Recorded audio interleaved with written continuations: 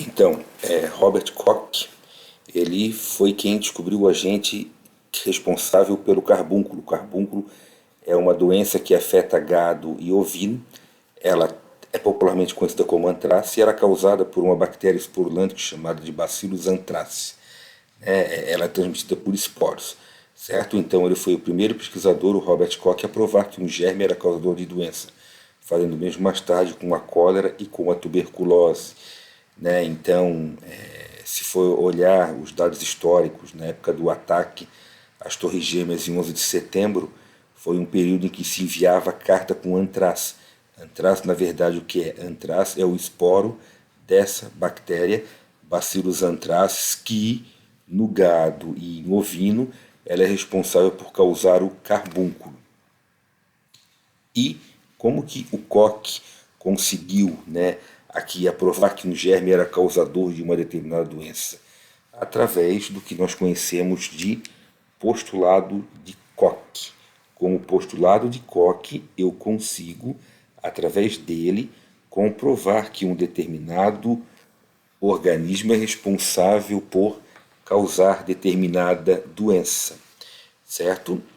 Então, para que a gente possa provar através do postulado, a gente tem que seguir esses passos. Primeiro, um micro-organismo específico pode sempre estar associado a uma doença. Então, numa determinada doença, tu vai sempre encontrar aquele determinado micro-organismo em análise de material, por exemplo, em análise de sangue. Esse micro-organismo que está sempre presente em pessoas ou animais acometidos de determinada doença, eu tenho que ser capaz de isolar esse micro-organismo, ou seja, tirar ele lá do sangue, tá? Conseguir purificar ele, ou seja, ter somente ele, e eu tenho que conseguir cultivar ele em meio de cultura em condições de laboratório. Tá? Meio de cultura é um meio rico em nutriente específico para o crescimento de um determinado micro-organismo. Então, essa cultura pura, só aquele micro-organismo isolado lá do animal doente, mantido em um laboratório em meio de cultura, se eu pegar esse micro-organismo e colocar no mesmo animal, da mesma espécie, enfim, saudável, esse animal vai manifestar a doença. E o animal manifestando a doença, eu tenho que ir lá em material dele, por exemplo, no sangue, e conseguir reisolar esse micro-organismo, ou seja, identificar ele de novo e conseguir tirar ele.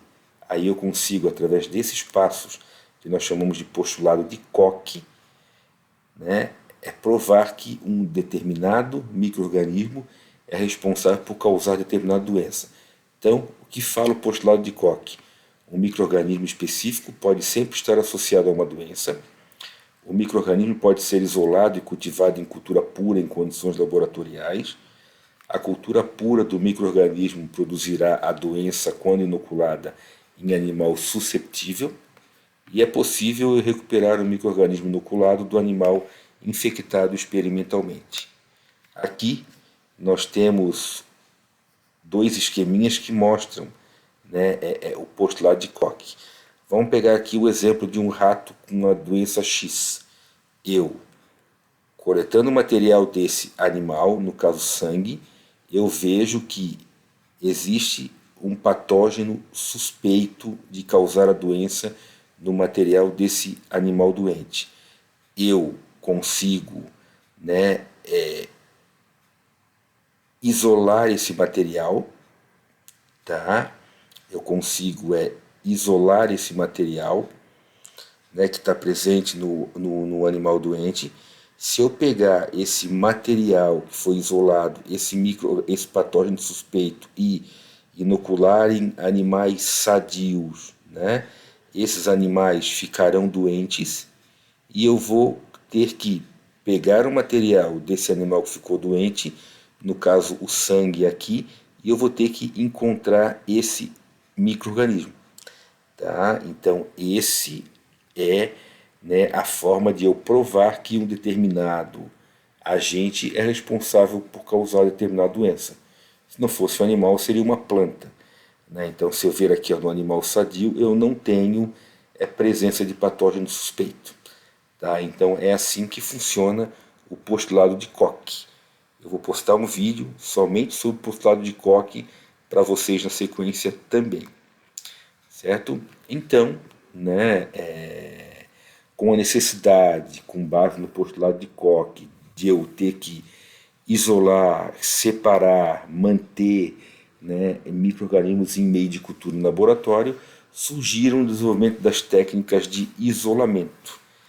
Isolamento é o que? É eu, uma população de micro-organismo, eu conseguir pegar um micro-organismo específico e cultivar somente ele em meio de cultura. Então, os alemães, eles observavam que colônias de micro-organismos cresciam sobre batatas fervidas, né? Então, foi o desenvolvimento das primeiras formas de isolamento através da criação de meios específicos. Esse meio, batata, é um meio utilizado na fitopatologia, na agronomia, que chama-se de meio BDA, batata dextrose agar, que é um meio utilizado para o isolamento de patógenos que causam doença em plantas, certo? O Koch também usou o agar como agente solidificante de meio. O agar é uma substância oriunda de algas marinhas que eu uso para solidificar o meio, seria como se fosse uma gelatina sem sabor. O Richard Petri desenvolveu a placa de Petri, que é a placa de vidro onde a gente cultiva micro-organismos. O Ehrlich desenvolveu técnicas de coloração de células, né? E o Joseph Lister usou o fenol como primeiro desinfetante, aí dando, né, o início às técnicas de asepsia.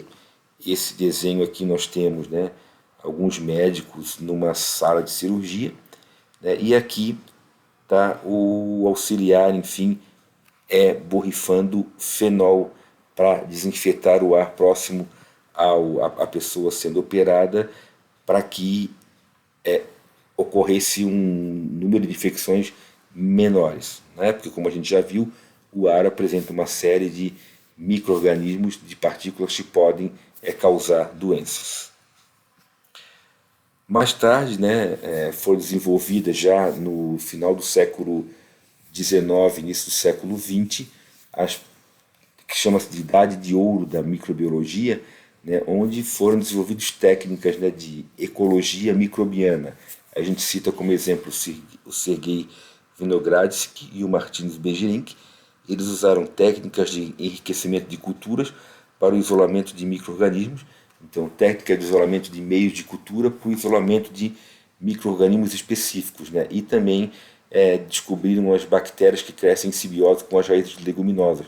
São as chamadas bactérias fixadoras de nitrogênio. Na imunologia surgiram o desenvolvimento das primeiras vacinas, né? Pasteur desenvolveu a vacina da cólera aviária, né? E como que o Pasteur desenvolveu a vacina da cólera aviária? Ele verificou, né, que inoculando, né, ou seja, injetando numa galinha uma cultura pura de bactérias que causavam a cólera aviária, com 8 semanas de incubação, uma cultura atenuada, ou seja, uma cultura fraca. O que acontece? Quando eu injeto uma cultura fraca no animal sadio, essa cultura fraca, no caso essa bactéria, ela faz com que o animal desenvolva a doença de forma bem branda, mas suficiente para que ele crie anticorpos. Então, ele vai ativar o sistema de proteção dele. Então, quando ele for submetido ao contato com uma cultura forte, uma cultura virulenta que chama, né, ele não vai ter a doença ou vai desenvolvê-la muito fraca, porque ele já criou anticorpos contra determinado patógeno. Então, ele inoculando galinhas com essa cultura de bactéria velha, né, ele viu que depois de várias semanas a galinha permanecia saudável. Tá? Então, se nessa galinha saudável ele inoculou, né, uma cultura jovem, cultura virulenta, e o que ele viu? A galinha que tinha sido submetida, né, ao contato com uma cultura fraca, ela não ficou doente, ela permaneceu saudável. Já uma galinha não inoculada previamente com essa cultura atenuada, essa cultura velha, quando ela foi submetida ao contato com uma cultura virulenta, uma cultura forte, o que aconteceu? Ela ficou doente e morreu. Tá? Então, Pasteur descobriu a vacina da cólera aviária, também descobriu a vacina da raiva canina.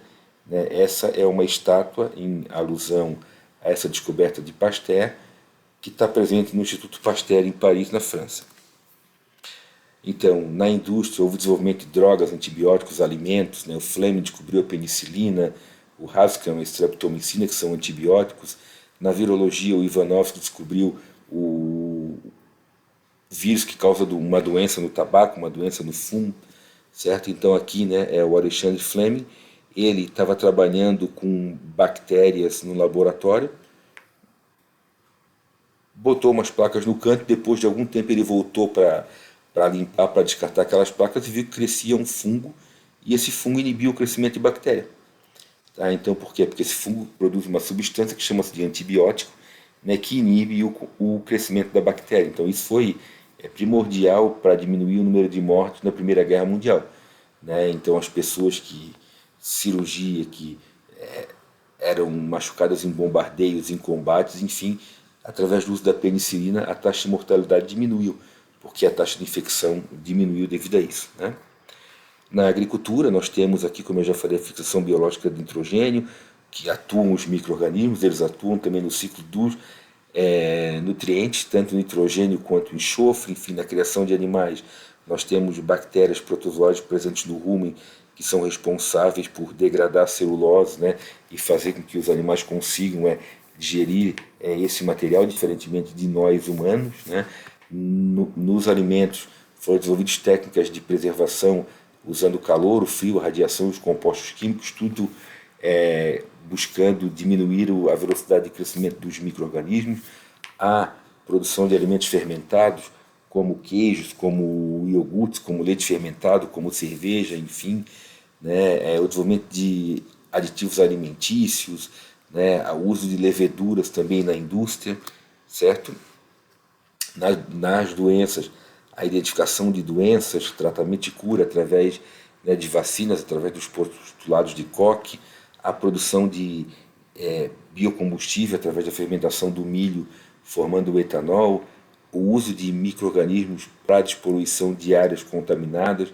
A gente cita o exemplo da biorremediação, certo? A mineração microbiana, né, que é onde determinados grupos de micro-organismos conseguem absorver na sua biomassa metais pesados presentes no meio. Enfim, uma série de tecnologias, uma série de descobertas foram feitas com base na descoberta dos micro-organismos feita lá atrás por o Leeuwenhoek. Okay? Na biotecnologia também, que é uma técnica moderna, bem se falada hoje, né, onde se trabalha com organismos geneticamente modificados. Esses organismos geneticamente modificados, por exemplo, eles são utilizados para produzir insulina em bioreator. A insulina antes era feita com pâncreas de bovino, pâncreas de suíno. Hoje ela é produzida em indústria com bactéria geneticamente modificada, certo? Terapias gênicas, enfim, uma série de benefícios que a gente usufruiu da descoberta de estudos em cima dos micro-organismos. Então esse era o nosso conteúdo sobre introdução à agronomia, introdução à microbiologia, desculpe, e na sequência o conteúdo abordado será o conteúdo sobre bactérias.